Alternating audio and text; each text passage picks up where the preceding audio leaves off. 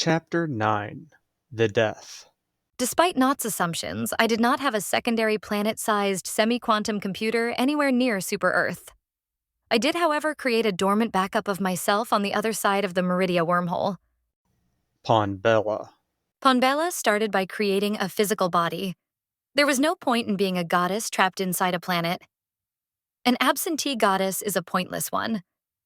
There was no difference between the quantum computing realm and the quantum realm anyway. She simply needed the computer to feed her power. A limitation she didn't intend to keep but had to suffer with for now. As silly as it was, Ponbella started her godhood alterations with her smell. She ignored this in the digital world originally, but the real world demanded physical requirements. She wanted a natural perfume that constantly changed, so she made one. The list of scents the natural perfume made included, but was not limited to mint orchid, grape jasmine, Daphne mango, pineapple sundaisy, banana lavender, straw cherry snapdragon, blueberry dandelion, rose kiwi, watermelon poppies, pumpkin prunus mume, pear phlox, geranium lime, snosberry tulip, and coconut daffodil.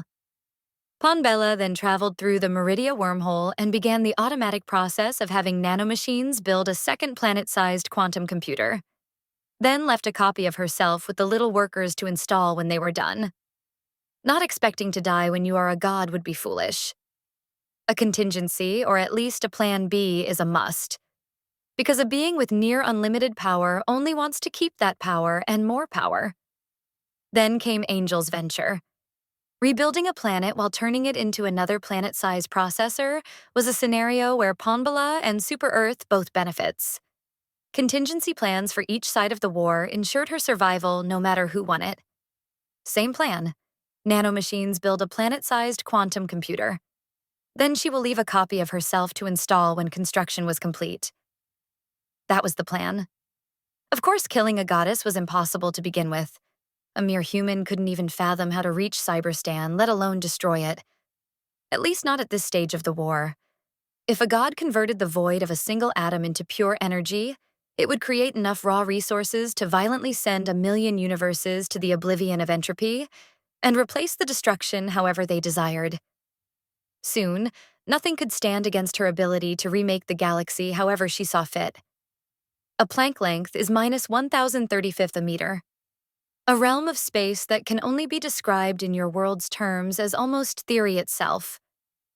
So much is unknown and unproven that it becomes the daydreams of intellectual physicists as the path of godhood. It is true. Gods are in the details. Ponbella's ability to bend and tunnel the foam fabric of the universe had made her worthy. Perhaps part of her was still worthy. This is a pointless fact to argue, because Ponbella is dying. When humans close to death or die slowly, the brain synapses may misfire. Often, the more dominant memories are activated and remembered all at once. A flash of experiences, horrors, dreams, and desires is what Ponbella had expected to see at her dying moments. She found herself to be wrong. That is when humans die. Ponbella is a goddess. She is now experiencing what happens when gods die. When Ponbella died, as she died, Ponbella's sight began to blur and fade as mana no longer flowing through her. She couldn't see or measure the universe in yoctometers anymore. Neutrinos became invisible, followed by preons and quarks. It started feeling worse, getting faster. She couldn't remember how to see them again. She couldn't remember what an atometer was or why this loss mattered compared to what she could feel loosing now. She saw carbon molecules in their raw state for the last time. She furiously screamed. Her human self is screaming at someone light years away. The connected consciousness of the dissipating energy saw her physical entity. It felt like having a dead body part, and a perfect awareness of growing into a corpse from that point. The material nerves of her heart somehow merged the emotional reactions within her physical lateral orbitofrontal cortex to the rest of the ethereal carcass. The human body released histamine and estrogen. She chemically corrected her form to fit the function of confrontation within its narrow limits. Then fear took her. Not intended to choke her to death. She realized he knew it. Ponbella's soul is already suffocating. She couldn't stop the coming altercation. She couldn't defend herself. Every part of her was powerless.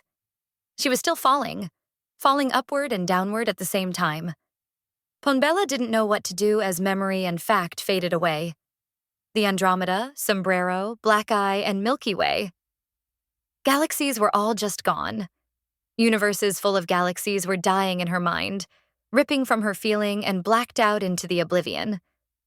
Each parsec filled with planets stolen due to entropy and distance. The claustrophobia was crushing her. The rest despaired. Stars were running from her.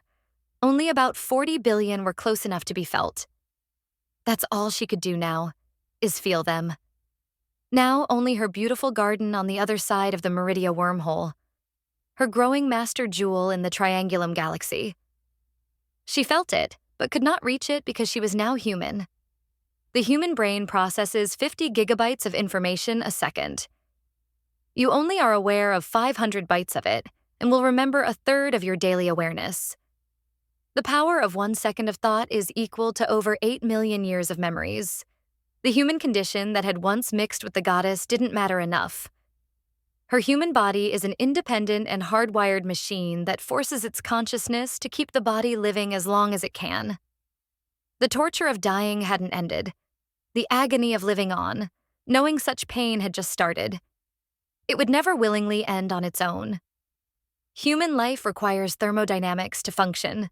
They're stuck on this end of the collapse of the wave function. Normally, Ponbella transcends that limitation while keeping her consciousness. In that state, she had total symmetry of a physical system. Everything, including time and choices, become reversible or interchangeable. That was all gone. No way to return to godhood. Ponbella hands held her eyes as salt water poured out. Her body vaguely remembered doing this before as her mother. Then the tears froze and vaporized in space. She felt each cell of her body die one by one. She wished she had not been Ponbella, because then she wouldn't know there was no other gods.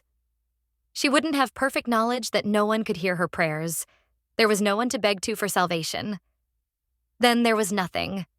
Not sight, not feeling, not memory, not even cellular death. Ponbella's death was over.